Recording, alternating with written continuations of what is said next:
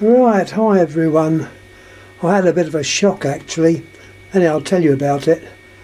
The postman, or not the post office, Yodel Deliveries have just delivered me this new touch tone, well not new, the Princess phone in the touch tone version.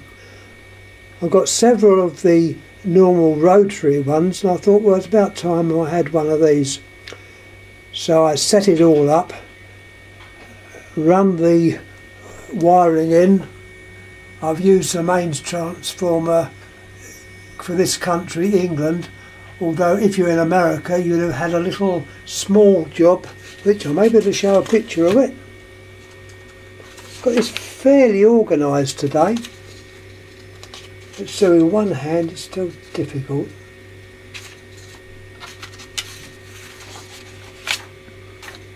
It shows a picture of what's inside. I'll show you what's inside now. It's what I've got there. There we are. If you're in America, you'd have a little transformer like that, which would just plug into the outlet and feed the power to light the little lamp.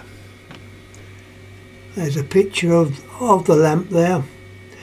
This is the screw-in type. The more recent sets, like this one, uses a wedge end bulb. Anyhow, getting back to the actual telephone, this is I'll give you the number to this one. You'll probably all know the number. I'm not very good at numbers. I suffer from, unfortunately, a number blindness, so I have to look at these things. But it's a 12-button touch tone, and the code is 2702B. This is in white or ivory, cream white. It's had a bit of ditz colouring, but I think I would be ditz coloured if it hadn't been used for many years and just laid about. But that's not a problem. As I say, I tend to collect these for the technical ability. I know a lot of you like to have certain colours and probably certain dates, but this one was a complete gamble. I got it off of good old eBay. Ordered it about 10 days ago or so. I thought, well, that looks okay. It didn't have a line cord. I realise now why it didn't. The actual line cord jack has been damaged, but not to worry. I have got another jack, as you can see here, but I thought, well, the other one's only just loose in the thing. It just needs a dab of good old Araldite and that'll keep it in place. There's my Araldite. I swear by this stuff, it's very good. Anyhow, when we talk about the actual jack, I started to say that the transformer provides 6 to 8 volts. There's the transformer there. This originally was a transformer from Germany, I believe. It was definitely a continental one, which I picked up at, you'll never guess, a boot sale. It's old, it's working well, and it doesn't overheat. It's just perceptibly warm, not even warm. And what you do, you've got to power up the lead, which is this one here, which I've taken out. It has to have 4 conductors. I don't know if you can see them. 4 conductors to the lead. I've just taken it out so the light's gone out. Now, what I do, in England we got this type of box with the English plug, so I had to take that out and feed it in to American box. Unfortunately, I haven't got the top to it. I've only got the bottom part, but anyhow, not to worry.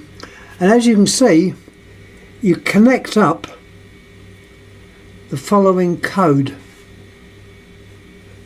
green and red is like your A and B line or tip and ring.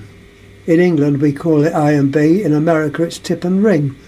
From the old days when the switchboard plug would have a ring, which is the second contact along, and the tip. The rest of it's called a sleeve. We don't use sleeve on the telephone. It's sleeves only for supervisory conditions. Anyhow, so you use red or green. Now I'll come back to this because it's rather important. Now the other two leads left, and what I'm looking at is that socket, is yellow and black. Well, these two leads are connected to the transformer. But you can see the wire there, the white lead there. That's to yellow and black. It should, where's it going? Yellow and black. There's the black wire there. Actually it says it's white, but it's not, it's black. And just look in there. It's a black lead going to the thing. What I've obviously done, the black one I haven't used. I've wired it up wrong, but I haven't wired electrically up wrong. The one of the leads goes to black and the other lead goes to yellow. I might swap him back later to make it correct. The line leads is red and green. My leads are just coming in on two leads there, which are white and red. It looks like. Anyhow, not to worry. It's all working. I'm only using the two wires, red and white. Anyhow, finished talking about that. So you've got your lead with the telephone service on two of the conductors, and the other two conductors are for the power, and the power is to obviously light the bulb. Plug that in there. There's a lamp. Now this type is the wedge type lamp. There is a number on it. I think it says 259. So it's bulb number 259. That's the one that's got in at the moment. And the instructions I've got probably shows the bulb. If I can find it.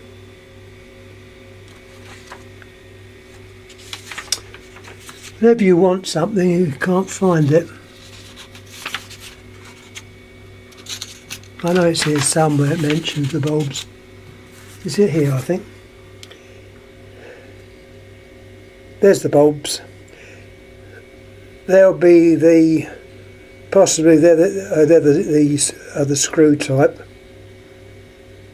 But the one I've got is a wedge end. Anyhow, not to worry. That was the bulb that the phone came with. It's all wired up. It's a version that's got a bell or a ringer. That part's the actual network, which is all nicely wired up. The keypad, I won't take it out. I can show you what it's like from the side, and the lamp that lights it up. Now I'm not keeping it on too long because I don't want it to overheat, because normally you'd only be on full brilliance as you dialed. Once you dialed and put the handset back, it goes on to a dimmer light, and you've got a switch at the back which is for your night light. At the moment mine's set for the night light. If you turn it to the other way, you will have, as far as I can remember, no bright. It'll glow when you dial. So when you dial, it will glow. So you have the handset off and it will glow, and it lights up, or very dimly lights up the keypad. Now then, let's get back. As I said, I was very excited to get this because I have got one or two touch tone type phones, but not the Princess. Well, I have now. Well, I got it. As I say, I've only had it about an hour. I thought, God, I was going to show a video of unboxing. This, in fact, wasn't due till tomorrow. It arrived today. Anyhow, my impatience got to me, and I thought it was about time to open the box up, which I did. It was well packed, the old bubble plastic, and took the phone out. It was fine. You know, my horrible suspicions is that has it been dropped in the post, has it been kicked from one side of the sorting office to the other? These things do happen, unfortunately, but this one seems to be okay. So right, I had my cable all ready, and I thought, well, let's take a chance and plug it in and see if it works. Well, I plugged it in, got dial tone,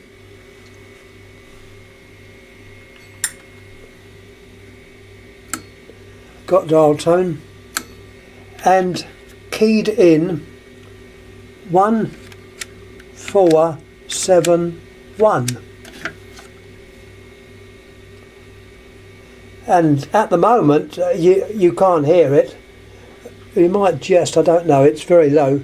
You key that in, that gives you the person who last called you. Well, when I did it, first of all, complete silence. The keypad didn't appear to work. So I scratched my head, probably said something a bit naughty, and whipped the keypad out just to see if there was anything obviously wrong with it. And I must have looked, I gave it a cursory look. I didn't take the clear plastic cover off. I thought, no, I'll leave that. I was very cross. I thought that I'd been done. There was nothing about in the sale that it didn't work. And I know our touch tone over here is exactly the same as your touch tone and all the other touch tones around the world, so it should have worked. Anyhow, I thought, well, as last resort, went back to the box and I swapped the two leads over, the white and the red. I swapped over, and lo and behold, it worked, sending out lovely clear tones. So, you know, if anyone gets one of these and at first it doesn't appear to work, try swapping the A and B lines or the tip and ring. I thought these modern ones wouldn't matter which way round they were wired, but they obviously do. So I swapped the leads round and it works. So I was best pleased about that. Anyhow, that more or less says it all.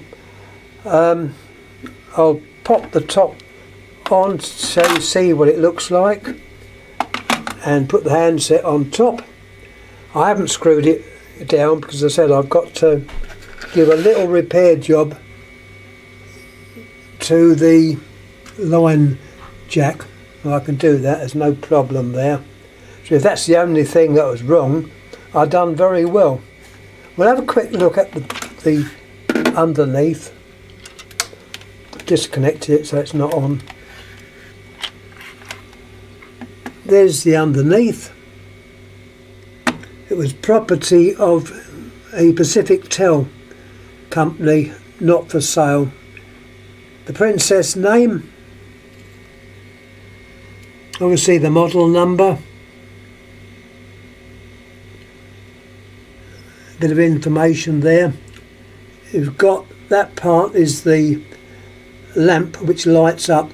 So if the bulb was to fail, burn out, you needn't take the whole set apart. All you do is get a coin, pop it in that little slot and give it a gentle anti-clockwise turn and the bulb will come out. So there's no problem there. This is, as I say, quite good nick. In fact, very good nick. The thing covering the base is very good. I mentioned that the little switch which we turn on and off. Now a lot of people comment about the type of plunger switches. They're the ones that are like crystal clear,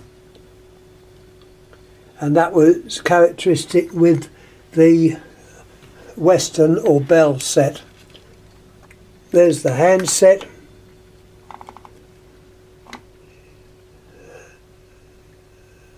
Bell system property, not for sale. Western Electric. I haven't taken the transmitter and earpiece out.